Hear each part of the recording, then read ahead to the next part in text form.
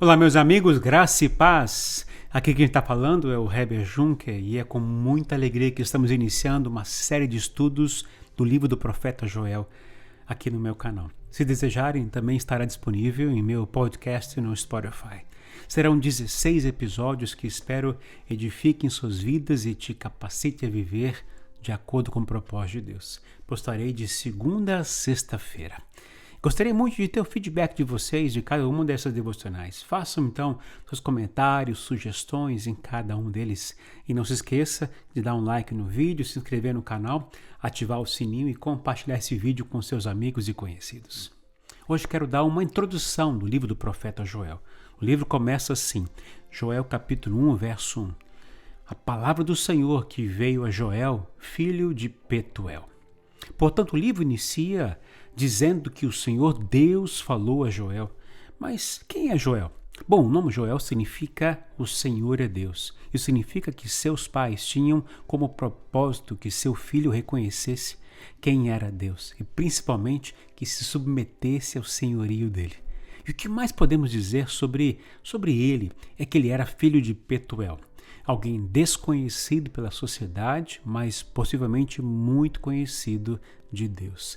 Considerando as várias referências que ele faz a Sião e ao templo, afirma-se que Joel foi um profeta em Judá, especificamente em Jerusalém. Contudo, como Joel não menciona nenhum rei ou ainda não menciona nenhum evento histórico, não há como determinar o período de seu ministério. Acredita-se que ele tenha exercido seu ministério durante os primeiros dias do rei Joás, portanto, aproximadamente nos anos 830 a.C., e outros também o descrevem como profeta em Jerusalém após o exílio babilônico, na reedificação do templo, entre os anos 500 e 400 a.C. Portanto, não há como precisar a data. Mas o que podemos dizer é que Deus levantou o profeta Joel para alertar os israelitas de que, primeiro, o pecado atrai o juízo de Deus sobre o seu povo. Nós vamos ver neste livro a praga dos gafanhotos, da seca, do fogo, enfim, das calamidades na terra, que não são apenas tragédias naturais, mas os juízos de Deus sobre o seu povo. Segundo, vamos ver a desobediência atrai a disciplina de Deus. Pelo fato do povo ter cometido pecados, se desviado dos caminhos do Senhor, pelo fato do povo ter desobedecido a Deus, a sua disciplina caiu sobre eles. Deus os disciplinou para corrigir a atitude deles. Antes, celebravam com alegria nos cultos, agora tinham que lamentar. Antes adoravam com gritos, agora gemiam com ais.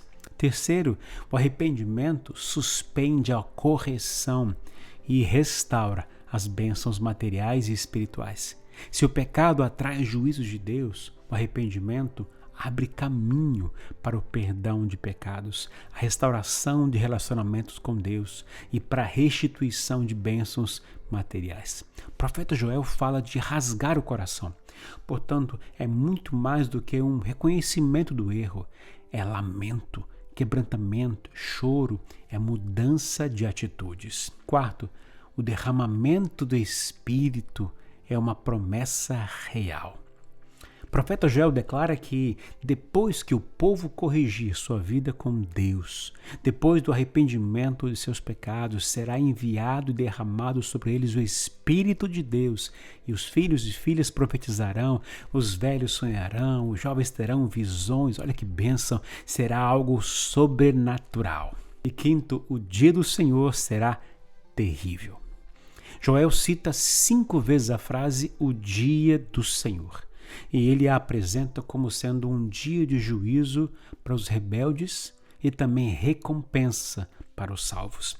Será o dia de luz e trevas, de condenação e salvação.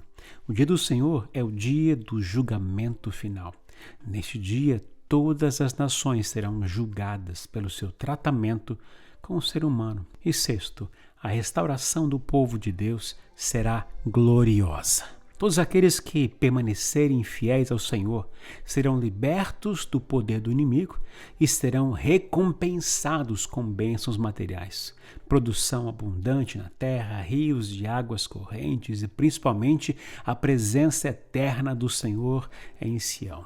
O livro de Atos dos Apóstolos, no seu capítulo 2, ele descreve o cumprimento das palavras proféticas de Jesus, que ele enviaria o Espírito Santo sobre eles. E o apóstolo Pedro declarou também que aquele Pentecostes, portanto, a descida do Espírito Santo que ocorreu naquele momento, ele diz o seguinte: foi predito pelo profeta Joel, Atos 2,16. Ou seja, o profeta Joel profetizou o que Deus já havia predeterminado. E Jesus depois confirmou que aquilo aconteceria com seus discípulos e com todos aqueles que necessitarem de poder para testemunhar. Estamos vivendo na época da graça, onde a igreja recebe o poder do Espírito Santo para testemunhar do amor de Deus e da salvação que vem somente por meio de Jesus Cristo. Mas também ela é alertada sobre o arrebatamento e a segunda vinda de Jesus, pois ele virá para salvar e condenar. E o apóstolo Paulo disse sobre isso em sua segunda carta aos Tessalonicenses. Ele disse: ele punirá os que não conhecem a Deus e os que não obedecem ao evangelho de nosso Senhor Jesus.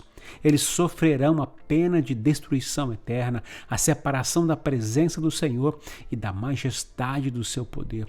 Isso acontecerá no dia em que ele vier para ser glorificado em seus santos e admirado em todos os que creram, inclusive vocês que creram no nosso testemunho. Segundo Tessalonicenses 1, dos versos 8 a 10.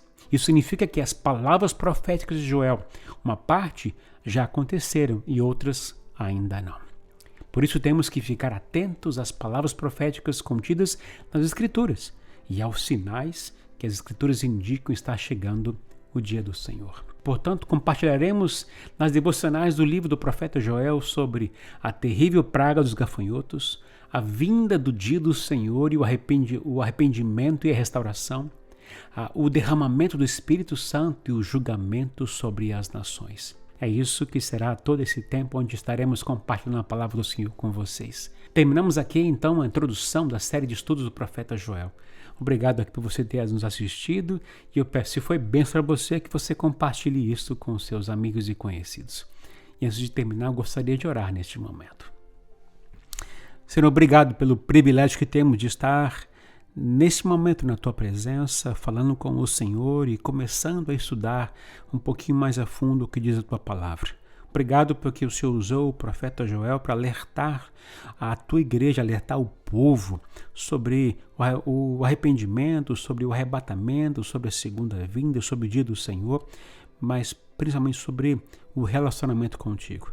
Que esse tempo seja um tempo rico de comunhão com o Senhor e aprofundamento na verdade que é a palavra do Senhor. Obrigado por este momento, em nome do Senhor Jesus. Amém. Que Deus te abençoe e até a próxima devocional. Um grande abraço.